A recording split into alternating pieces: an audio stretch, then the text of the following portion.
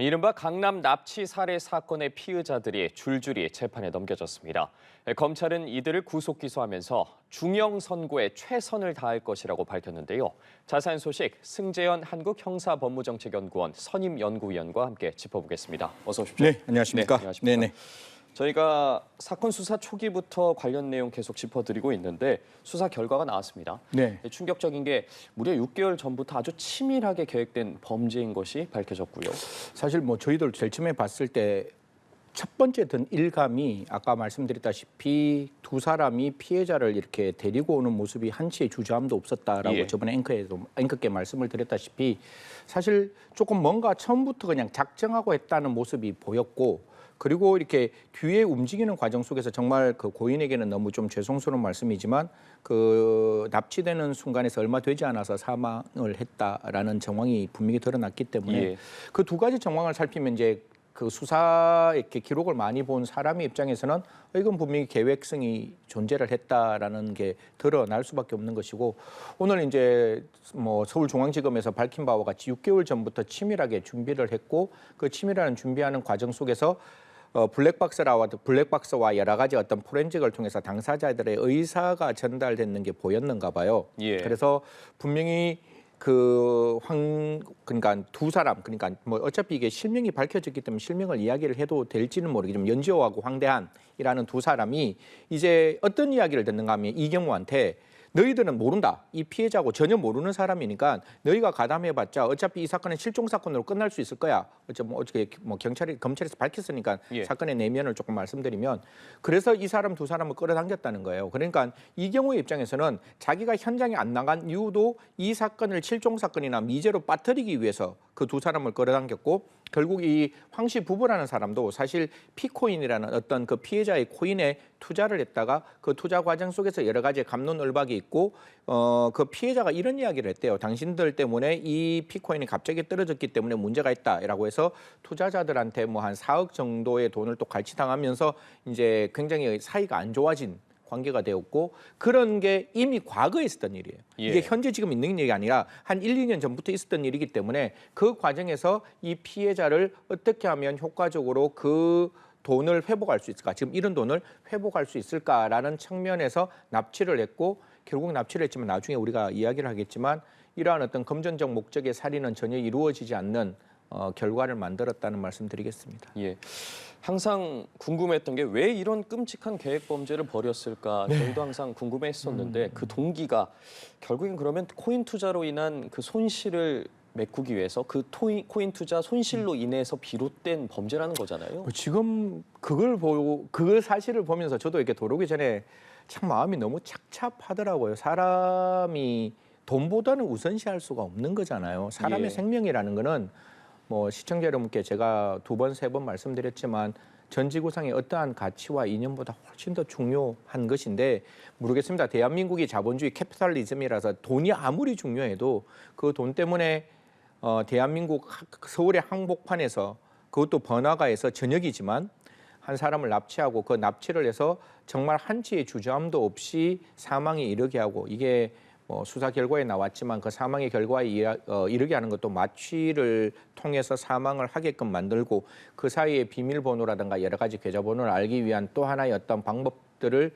수단화해서 사용했다면 사실 어떻게 보면 이거는 금전 목적으로 인한 살인이라 할지라도 그 동기가 너무 안 좋은 거예요. 예. 그리고 많은 사람들이 계획적으로 한 사람의 생명을 빼앗기 위해서 어떻게 보면 그 생명을 진짜 덧없이 아주 가볍게 생각하고 돈이 중심인 생각에서 범죄를 저질렀기 때문에 저는 굉장히 죄질이 안 좋은 범죄다라는 예. 말씀드리겠습니다. 그리고 또 이 재력가 유 씨 부부죠. 그동안 범행을 전면 부인해 왔는데 그래서 이 검찰도 좀 범행 동기를 파악하는데 어려움이 많았다고 하더라고요. 뭐 지금은 자백하면 제가 뭐 나중에 말씀드리겠지만 이거 전부 다 어떻게 보면 같은 공동정범이 될 수 있고 가담했건 가담하지 않았건 사실상 같은 공동정범이면 이게 강도 살인죄로 전부 다 공동정범으로 묶일 수가 있어요. 그러면 예. 형량이 너무 높아질 수밖에 없는 상황이기 때문에 당연히 유 씨 부부 입장에서는 나는 모른다, 나는 알 수 없다. 그거는 이경우 혼자 있는 일이지 나는 모르는 일이다, 모르는 일이야라고 이야기를 해야 사실 그 죄로부터 벗어날 수가 있는 거거든요. 근데 뭐 지금 나와 있는 여러 가지 포렌식을 통해서 진짜 이렇게 보면 꼼짝달싹 못하게 되었는 거죠. 사실 그 납치하고 난 다음에 이경우하고 그다음에 이 유 씨가 있는 곳에 이 황대한이라는 사람들이 옵니다. 먼저 와서 그 사람들이 가지고 있던 뭐 이렇게 여러 가지 소지품을 전달을 해줘요. 전달을 해주고 난 다음에 그 휴대폰 다 나왔으니까 휴대폰을 전달해요. 휴대폰을 전달하고 난 다음에 이제 이 사람들은 계속해서 이제 그 피해자에게 뭐 계좌번호라든가 기타 등등 비밀번호 알기 위해서 노력을 하고 이 황과 그다음에 이경우가 같이 모여가지고 그걸 들여다보는 거예요. 그 무슨 코드라는 것도 니 코드인가 그 코드가 있는데 그 코드를 살펴보기 위해서 굉장히 많은 노력을 했는가 봐요. 그리고 계좌도 찾았고 근데 계좌가 찾았는데 로그인이 안 되어서 결국 그 돈을 이제 탈취, 강취는 못했는데 사실 그런 상황이라면 당연히 유 씨는 처음부터 작정하고 이 범죄에 가담했는 것이고 나중에 알고 보니까 그 이경우가 이야기를 했겠죠. 야, 이런 경우니까 이렇게 합시다. 이렇게 하는 거 어떻겠어요? 하니까 유 씨 입장에서 좋다. 왜냐면 자기도 손해를 입었으니까 그러면 내가 7천만 원 줄 테니까 제대로 좀 해봐. 라고 이야기를 했던 부분. 제일 처음에는 이경우가 주범이었고 이경우가 모든 걸 시켰다. 교사범이다. 이렇게 얘기했는데 결국 황 씨 부부 입장에서도 알고 있는 사람이잖아요. 알고 있는 사람이면 그 말로 통해서 범죄가 발생하면 내가 범위가 나오면 교사예요. 근데 이미 그걸 통해서 합의가 되면 그건 공동정범이 되는 거거든요. 예.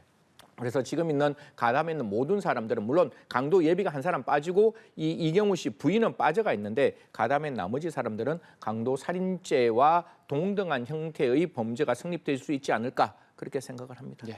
그런데 아무리 앙심을 좀 품었다고 하더라도 어떻게 이렇게 끔찍한 살해까지 벌였을지 참 이해가 안 가는 부분인데 결국 그들의 목적이 약간 돈이었던가 싶기도 하고 또 그들의 계획과는 달리 사실 피해자의 대규모 코인을 탈취하는 데 실패하지 않았습니까? 네, 사실 이게 두 가지로 저는 생각이 들어요. 그러니까 이 분노라는 게 걷잡을 수 없을 정도로 자랐을 거예요. 그러니까 사실 분노라는 씨앗이 땅에 딱 묻히면 이 분노라는 씨앗은 그 씨앗을 파내서 버리지 않는 이상 얘는 자라거든요. 예. 자라는데 이 자라는 속도가 사실 엄청나게 빨라요. 그래서 분노가 확 자라나면 그때부터는 걷잡을 수 없는 상황이 만들어지는데 여기에 이제 기름을 붓는 거예요. 그러니까 이경우라는 사람도 그 분노의 극단에 서가 있고 황 씨 부부도 그 분노의 극단에 서가 있으니까 이 두 사람이 딱 시너지가 붙는 거예요. 그러면 이 분노의 나무가 완전히 이제 거대한 플라타니스 나무가 되는 거죠. 그런 상황에서 그러면 이 피해자로부터 돈을 빼앗아야겠다.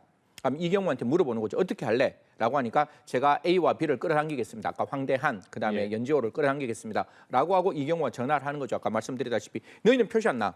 너희는 이 피해자와 전혀 모르는 일면식이 없는 사람이야. 그러니까 너희가 납치해봤자 너희는 이 수사선상에 절대로 올 수 없을 거야. 라고 이야기하면서 두 사람을 끌어당기고 이 유력한 사람들의 입장에서 아까 4억을 갈취당했다 그랬잖아요. 예. 그게 이제 분노가 쌓였으니까 좋아. 그러면 피해자한테 우리가 돈을 받아내자. 그러면 돈을 받아내기 위해서 뭐 착수금이 필요하니까 착수금 줄게. 이렇게 협의가 됐는데 여기서 첫 번째 분노가 만들어지면 그 다음 단계부터 생명에 대한 어떤 침해가 아니라 돈을 빼앗는 데 목적을 뒀어야 되는데 지금 상황에서는 이 피해자의 목숨까지 같이 빼앗겠다는 게 처음부터 계획되어 있는 모습이었기 때문에 어떻게 보면 돈의 문제가 아니라 돈은 하나의 뒤에 있는 숨어있는 수단의 문제인 것이고 분노가 커져서 그 피해자의 생명을 빼앗기 위한 강도 살인이 아니라 살인을 하고 난 다음에 운이 좋으면 돈까지 빼앗자 정도의 의사 표시가 아니었느냐. 그래서 사실 뭐 돈을 뺏는 과정에서 피해자가 사망했는 게 아니라 피해자의 사망은 정해져 있는 것이고 그 정해져 있는 사망 과정에서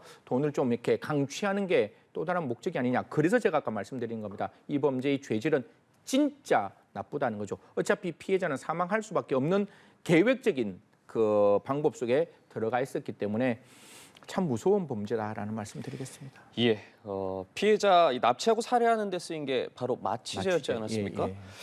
이 마취제를 제공한 주범 이경우의 아내가 불구속 기소가 됐습니다. 이 피해자의 사인이 마취제 중독으로 나타났는데도 이경우의 아내 불구속 기소된 이유 어떻게 봐야 될까요? 저도 지금 이것 때문에 뭐 이렇게 중앙지검 관계자한테 전화를 한번 해볼까 예. 싶은 생각까지 들었는데 제가 혹시 앵커 기억나시는지 모르지만 공동정범이란 개념을 제가 조금 설명을 드렸어요. 시청자 예. 여러분한테도 말씀을 드릴게요. 공동정범은 범죄 수행에 필수 불가결한 역할을 하면 돼요. 무슨 말인가 하면 이 범죄에 이게 없으면 그 그 범죄가 이루어지지 않는 것. 예. 그래서 쉽게 말해서 절도를 하는데 바깥에서 망을 보고 있으면 절도하는 게 굉장히 편리해지잖아요. 그렇죠. 그러니까 망 보는 게 이 절도의 범죄 수행의 필수 불가결한 역할인 거예요. 그러니까 절도라는 구속요건적 행위, 절실한 행위를 하지 않았다 할지라도 바깥에서 망 보는 것만으로도 우리는 공동정범이라고 인정하고 있는데 지금 그럼 이 마취제가 없었으면 정말 이 피해자를 사망으로 이르게 하는 과정에서 마취제는 중요한 역할을 했고 이 마취제가 없었으면 사망하지 않았다라는 점을 고려한다면 그때 제가 공동정범 되는 게 맞다라고 제가 분명히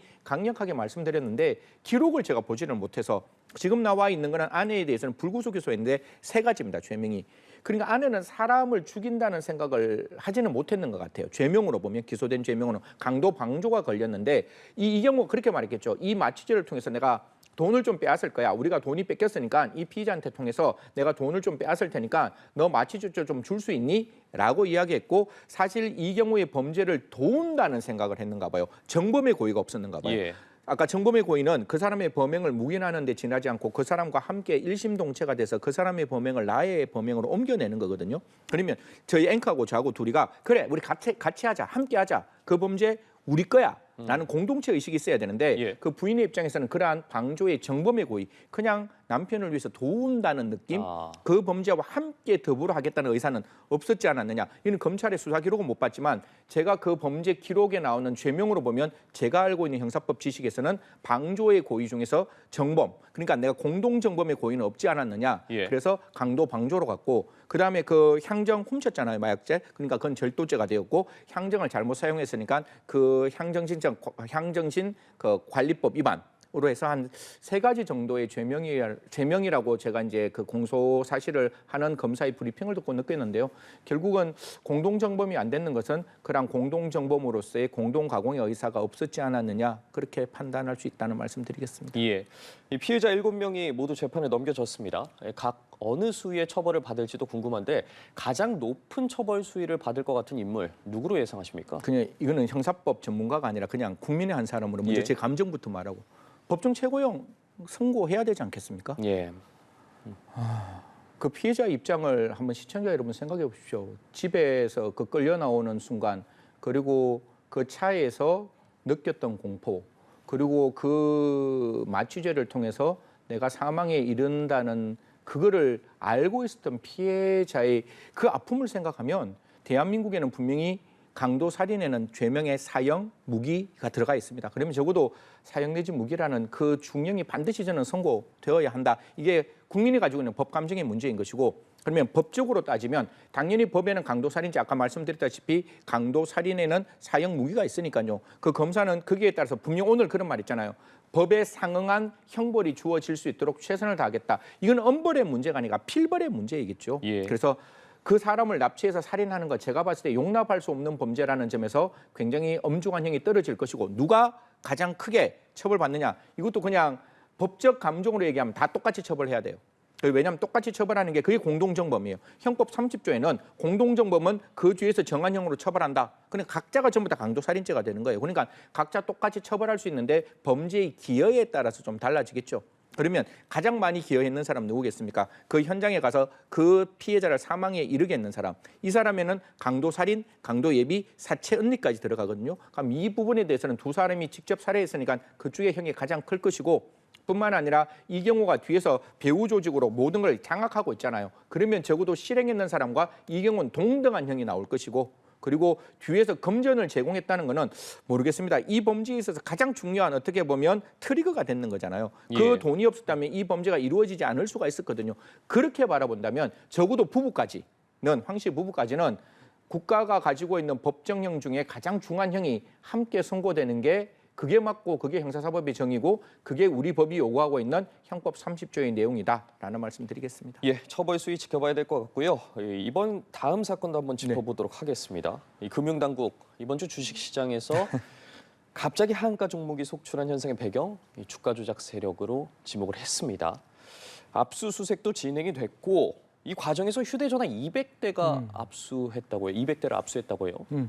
이게 오늘 보니까 뭐 특정 그 중에 하나의 주식은 또 상한가까지 올라가던데 예. 참 어떻게 보면 주식시장은 진짜 어려운 것 같아요. 뭐 그 앞에 이 해설하기 전에 이 말씀드리기 전에 주식 투자는 정말 자기가 공부하시고 나의 책임하에서 내가 결정하는 거지 절대로 따라가시면 안 된다는 말씀을 드리겠는데 이게 통정매매라는 게 있습니다. 이 통정매매가 어떤 건가 하면 만약에 앵커하고 저하고 아니면 뭐 우리 저 바깥에 있는 앵커 4명 정도가 휴대폰을 하나씩 갖고 있는 거예요. 그럼 제가 옆에 있는 제가 상선이에요. 상선이면 자 주문을 넣으세요. 저는 1,000원. 그럼 1,100원, 1,200원, 1,300원, 1,400원 이렇게 가는 거예요. 그러면 휴대폰이 200개면 1,000원부터 시작해서 200개면 그게 올라가는 돈이 3,000원, 4,000원까지 올라갈 수 있잖아요. 예. 그런 형식으로 계속 돈을 올리는 거예요. 그러면 어떤 느낌인가 하면 주식은 우상향 그래프를 그리잖아요. 그러면 그 돈이 오늘은 만약에 뭐 300원이었는데 내일은 400원이 되고 내일은 500원이 되고 600원이 되면 그다음부터 무슨 문제가 발생하는가 하면 일반 투자자의 입장에서는 이런 어떤 그 탄탄한 기업이 존재하네.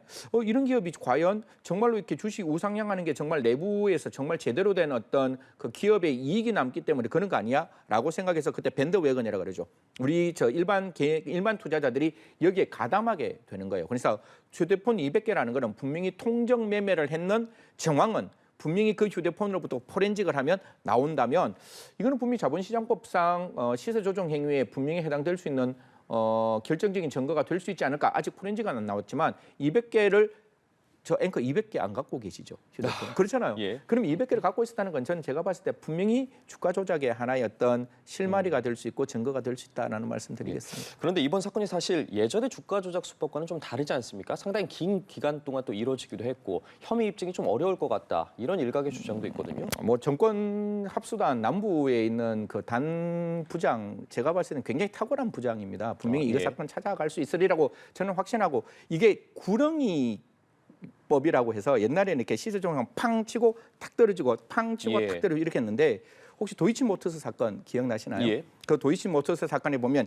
이렇게 우상향했다가 이렇게 내려갔다가 다시 우상향했다가 그러니까 시세 조정을 표시하면 안 되는 거예요. 네. 그러니까 워낙 이제 그 정권 수사가 발달하다 보니까 이 나쁜 사람들, 이 범죄 시세 조정하는 이 사람들도 어떻게 하면 표시가 나지 않게 만들까라는 고민을 하는 거예요. 그러니까 이게 특정 주식이 1년 동안 계속 올라갑니다. 그러니까 올라가는 것도 드라마틱하게 막 올라가요. 그러다 보니까 이게 일반 투자자들이 와서 이런 행동을 했고 이런 행동을 했기 때문에 이게 자연스러운 거래가 아니냐. 이게 사실 휴대폰 이야기를 드려드릴지 모르지만 IP까지 확인했어요. 왜냐하면 내가 내 집에서 해야 통정거래가 안 되거든요. 그러니까 그 휴대폰이 있는 그 근처에서 IP가 제대로 잡힐 수 있는 것까지 치밀하게 만들어 놓았기 때문에 물론 이런 부분을 바라본다면 수사가 어려울 수는 있죠. 하지만 범인이 걸어간다면 수사기관은 뛰어가야 되고 범인이 뛰어가면 수사기관은 날아가야죠. 그거를 실현하라고 만들어 놓은 게 대한민국 검찰청이고 그게 정권 합수단이라면 적어도 서민들의 눈에 피눈물을 흘리게 하고 이런 투자를 뭐 조조 클럽이라는 걸 만들었다고 어제 언론에도 나오는데 그들의 이 돈 갖고 파티를 열었던 그런 상황은 절대로 목도해서는 안 되는 상황이기 때문에 정말 일반 투자자들에게 정말 어려움을 끼친 계획된 시세 조정 행위였다면 반드시 처벌하는 게 맞다는 말씀 드리겠습니다. 예. 현재 투자자들 가운데 뭐 정재계 인사는 물론 유명 연예인들까지 예. 관련이 되어 있다. 이래서 논란이 더 크게 되고 있는 것 같은데 이들을 피해자로 볼지 아니면 가담자로 볼지에 대한 해석도 아직 분분한데 조심스럽긴 합니다만 어떻게 봐야 할지. 제가 아까 네. 시청자 여러분 하면서 제가 첫 번째 했던 일성이 자기가 공부해서 자기가 투자해야 된다라는 말씀을 드렸어요. 예. 만약에 제가 A라는 사람이 저한테 왔어요. 야 성재현, 내가 네 돈 불려줄게. 돈 불려줄 테니까 네 통장 하나 줘. 그리고 네 휴대폰 하나 줘. 그리고 나에게 30억 맡겨. 내가 알아서 불려줄게. 하시겠어요? 그거 하는 게 쉽지 않아요. 네. 그러면 그렇게 되었을 때 과연 일반 시민의 우리 눈높이를 한번 생각해 보자고요. 그렇게 줬을 때 과연 그 사람이 정말 투자라고 생각했을까? 오히려 그렇게 모르게 통장하고 휴대폰을 줬다는 거는 분명히 뭔가 내가 얻을 수 없는 큰 이익을 받을 수 있다는 생각으로 그 사람들에게 줬잖아요. 그렇게 보면 그렇게 보는 시각을 강하게 가면 그는 공범인 거예요. 왜냐하면 그 휴대폰 하나가 통정매매에 쓰였으니까 그 통장 하나가 그 통정매매에 쓰였으니까 그렇게 보면 어떻게 보면 공범이 될 수 있는데 또 반대편으로 정말로 믿으면 그래 뭐 친구인데 그래 네가 좀 그래 해봐. 그러면 내가 뭐 알아서 뭐 네가 연이율 5%에서 한 10% 정도 준다면 네가 알아서 해라고 해서 정말 무지에 의해서 그걸 빌려줬다면 사실 고의가 없잖아요. 예. 통정 매매를 한다는 고의가 있어야 처벌하는 건데 과실범 처벌 없거든요. 그럼 고의가 없다면 사실 처벌 대상이 안 될 수도 있죠. 그래서 이 부분은 해석을 어떻게 하느냐에 따라가 달라질 수 있는데 다시 한번 거듭 말씀드리지만 절대로 비밀번호도 알 수 없는 통장과 그다음에 계좌와 그다음에 휴대폰을 빌려주는 일은 대포 통장 빌려주는 것과 동등하게 매우 안 좋을 수 있다. 매우 잘못된 결과를 나타낼 수 있다라는 것을 제가 꼭 말씀드리면서 절대로 대포 통장과 동일하게 모르는 분에게 계좌 거래한다고 통장을 빌려줘서도 안 되고 휴대폰을 빌려줘서도 안 된다는 말씀드리겠습니다. 예, 관련 사건은 좀 수사 상황을 좀 더 네. 짚어보도록 하겠습니다. 승재현 한국형사법무정책연구원 선임연구위원과 함께했습니다. 고맙습니다.